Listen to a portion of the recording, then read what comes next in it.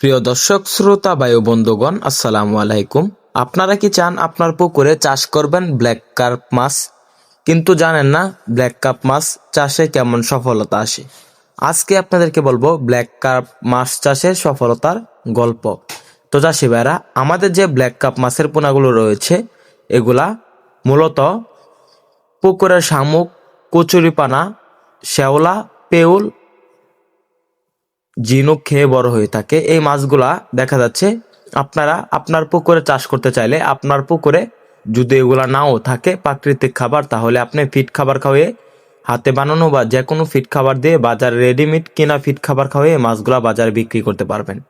এই মাছগুলার একটি বড় বিষয় হলো এই মাছগুলা অল্প দিনে ভালো গ্রোথ আসে। দেখা যাচ্ছে 1 বছর চাষ করলে এই মাছগুলা 10 থেকে 12 কেজি প্লাস ওজন আসে, এরও অধিক ওজন হতে পারে। এই মাছগুলা দেখা যাচ্ছে আগে প্রচুর পরিমাণে দেখা যেত, এখন আমরা কৃত্রিম প্রজননের মাধ্যমে উৎপাদন করতে সক্ষম হয়েছি।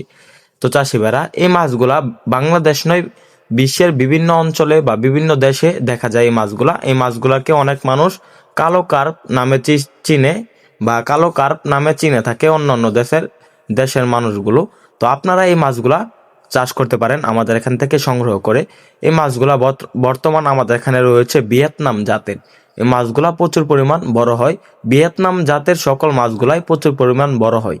তাই এই ব্ল্যাক কার্প মাছের পোনা ক্রয় করতে চাইলে আমাদের স্ক্রিন দেওয়া নম্বরে যোগাযোগ করেন। এই মাছগুলা আপনারা প্রতি শতকে চাষ করতে পারবেন 20 থেকে 30 পিস।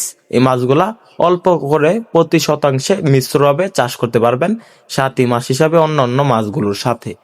তো চাষি ভাইরা, এই মাছগুলার আরেকটি বিষয় হলো, এই মাছগুলা অন্য কোনো মাছের পোনা খায় না।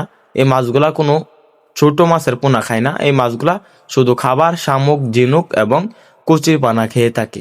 তাই এই মাছগুলা চাষ করা একদম সহজ। মাছের পোনা ক্রয় করতে আমাদের স্ক্রিন দেওয়া নাম্বারে যোগাযোগ করেন। ধন্যবাদ। আমাদের ভিডিওটি ভালো লাগলে আমাদের চ্যানেলটি সাবস্ক্রাইব করে পাশে থাকেন। আবারও দেখা হবে অন্য কোনো ভিডিওতে। ধন্যবাদ।